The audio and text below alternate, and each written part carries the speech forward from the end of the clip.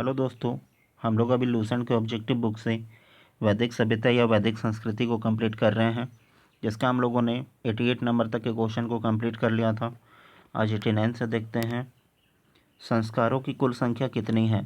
तो संस्कारों की कुल संख्या 16 है। यहाँ पे सुमेलित करना है। तो ब्रह्म विवाह, समान वर्ण या जाति का विवाह को ब्रह्म विवाह कहा जाता था। समान वर्ण या समान जाति का विवाह को ब्रह्म विवाह कहा जाता था। फिर है दैव विवाह। तो पुरोहित का परिश्रमिक में मिले कन्या के साथ विवाह को दैव विवाह कहा जाता था। फिर है आर्ष विवाह। तो कन्या मूल्य के रूप में एक जोड़ी गाय व बैल चुका कर किया गया विवाह को आर्ष विवाह कहा जाता था। फिर है प्रजापत्य विवाह। तो जो बिना दहेज का विवाह होता था उसे प्रजापत्य विवाह कहा जाता था। इसका आंसर हो जाएगा ए नंबर ऑप्शन। यहाँ पे फिर से सुमेलित करना है। तो गंधर्व विवाह प्रेम विवाह को कहा जाता था। फिर है आसुर विवाह। तो कन्या को खरीद कर किया गया विवाह को आसुर विवाह कहा जाता था। फिर है राक्षस विवाह। तो पराजित राजा की कन्या या अपहरण की गई कन्या के साथ विवाह को राक्षस विवाह कहा जाता था। फिर है पिशाच विवाह। तो सोई हुई अवस्था में कन्या को गुमराह कर या मानसिक रूप से अस्वस्थ कन्या को गुमराह कर उसके साथ किया गया विवाह को पिशाच विवाह कहा जाता था। इसका भी आंसर हो जाएगा ए नंबर ऑप्शन। 3 ऋण में शामिल नहीं है। तो 3 ऋण में शामिल नहीं है मातृ ऋण, ठीक है, जबकि ऋषि ऋण शामिल है, पितृ ऋण शामिल है और देव ऋण भी शामिल है। ऋग्वैदिक काल से संबंधित मृदभंड संस्कृति है। तो गेरू वर्णी मृदभंड ओसीपी संस्कृति, ठीक है, ये उस टाइम का कुछ मृदभंड संस्कृति हुआ करता था। तो आपको बताना है कि ऋग्वैदिक काल से संबंधित मृदभंड संस्कृति है गेरू वर्णी मृदभंड ओसीपी संस्कृति। नेक्स्ट क्वेश्चन है, उत्तर वैदिक काल से संबंधित मृदभंड संस्कृति है। तो ये है चित्रित धूसर मृदभंड पीजीडब्ल्यू संस्कृति। हरियाणा प्रांत में चित्रित धूसर मृदभंड पीजीडब्ल्यू स्थल किस स्थान पर हाल में किए गए उत्खननों से प्रकाश में आया है। तो भगवानपुर, ठीक है।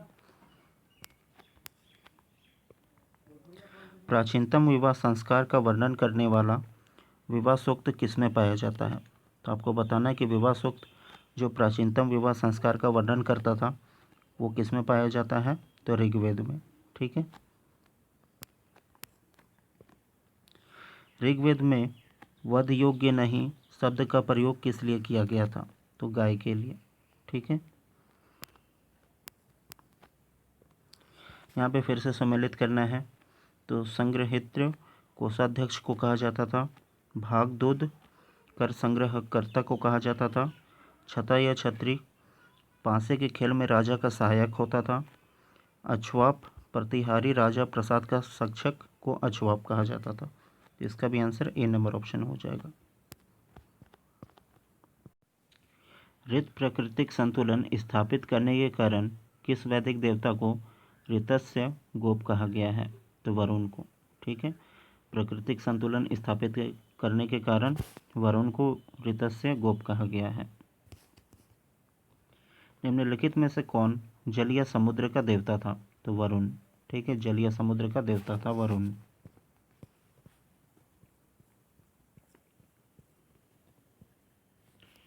तीन क्रमों में 3 लोक को माप लेने के कारण किसे उपक्रम कहा गया है। तो विष्णु को, ठीक है। नेक्स्ट है, मनुस्मृति मुख्यतः संबंधित है समाज व्यवस्था से, ठीक है, समाज व्यवस्था से मनुस्मृति संबंधित है। गायत्री मंत्र की रचना किसने की थी। तो बहुत ही इंपॉर्टेंट क्वेश्चन है ये। विश्वामित्र, विश्वामित्र ने गायत्री मंत्र की रचना की थी।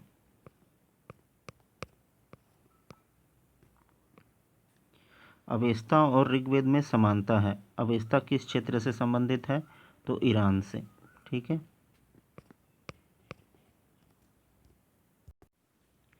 नेक्स्ट है, आर्यों के आर्कटिक होम सिद्धांत का पक्ष किसने लिया था। तो ये भी बहुत ही इंपॉर्टेंट है, बीजे तिलक ने लिया था, ठीक है।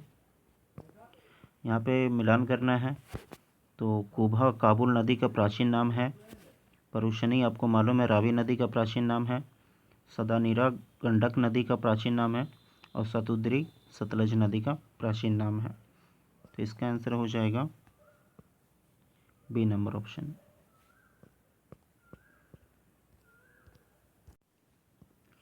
ऋग्वेद में कितने सूक्त हैं? तो 1028। ठीक है, 1028 सूक्त है ऋग्वेद में।